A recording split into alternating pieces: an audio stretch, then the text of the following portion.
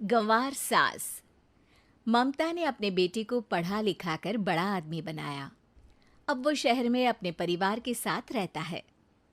एक दिन ममता का बेटा रोहन अपनी पत्नी आलिया से कहता है, अरे आलिया, सुनो, माँ अब से गांव में नहीं रहेगी।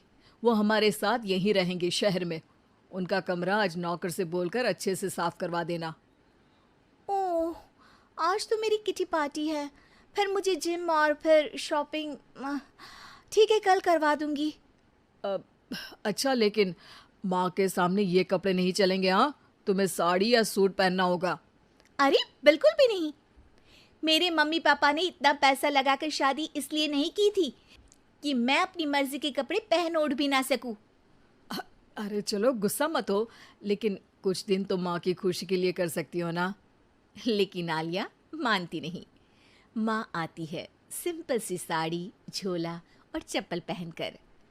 अरे रोहन, मैं इनके साथ कैसे रहूंगी? मेरी फ्रेंड्स क्या कहेंगी? ये तो पूरी गंवार लग रही है। आलिया, माँ गांव में रहती थी इसलिए ऐसी हैं। तुम आज ही माँ के साथ जाकर उनकी पसंद की शॉपिंग करवा देना। इनके साथ घर के अंदर रहना मुश्किल है, बाहर तो मैं कभी भी ना जाऊं। रोहन को आलिया पर गुस्सा आ जाता है। माँ, ओ माँ। हाँ बेटा। वो माँ को ले जाने के लिए उनका हाथ पकड़ता है कि अरे माँ, तेरे हाथ अभी तक इतने कड़े हैं, तूने इसका कोई इलाज नहीं किया? अरे बेटा, इसका कोई इलाज नहीं। वैसे भी मुझे कोई शर्म नहीं कि मेरे हाथ मुलायम नहीं है, क्योंकि इन्हीं हाथों से मेहनत कर मैंने तुझे बनाया है बेटा। अगले दिन माँ, मैं ऑफिस जा रहा हूँ। कुछ लाना हो तो आलिया को बोलकर फ़ोन करवा देना। रोहन के जाने के बाद, आप ना आज कमरे में ही रहिएगा, घर में पार्टी है, मेरी सहेलियां आ रही हैं, मैं उन लोगों के सामने आपको नहीं ला सकती हूँ। ठीक है बहू, लेकिन तुम कहो तो मैं कुछ खाने को बना दूँ तुम लोगों की पार्टी के लिए। वो लोग सिर्फ कॉन्टिनेंटल या थाई फूड ही खाते हैं।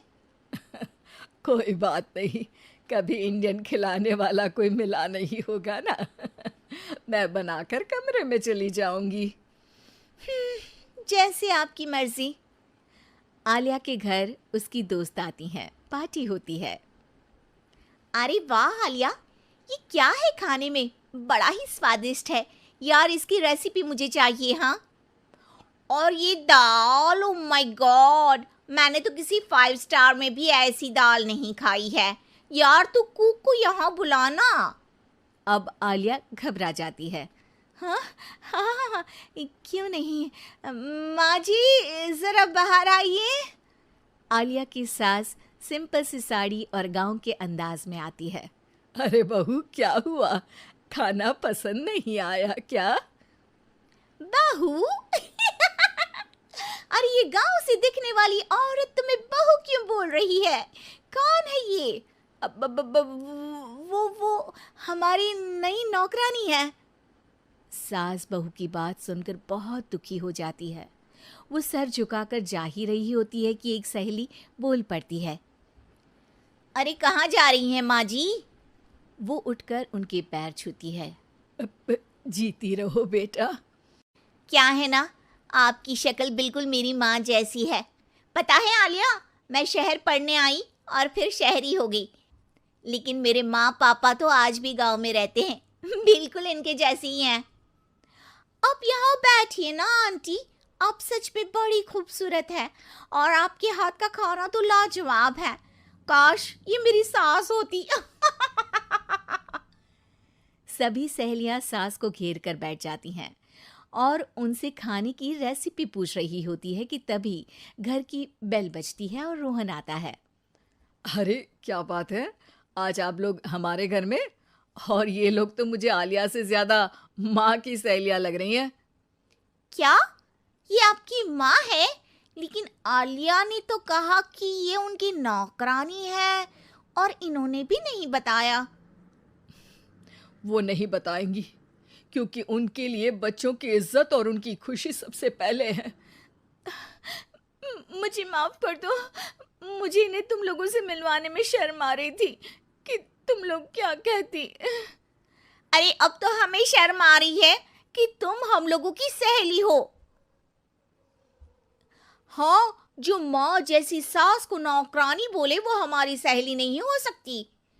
ये बोलकर सभी वहां से जाने लगती है कि सास बोलती है, आलिया की तरफ से मैं तुम लोगों से माफी मांगती हूँ। उसने जो कहा उसके लिए मैं उसे माफ करती हूँ। अब तुम लोग भी उसे माफ कर दो, क्योंकि अगर तुम लोगों ने उससे दोस्ती तोड़ी तो फिर मेरे हाथ का खाना कैसे खाओगी? नहीं नहीं आंटी, जरूर आएंगे, लेकिन अब आलिया की नहीं बल्कि आपकी सहेली बनकर।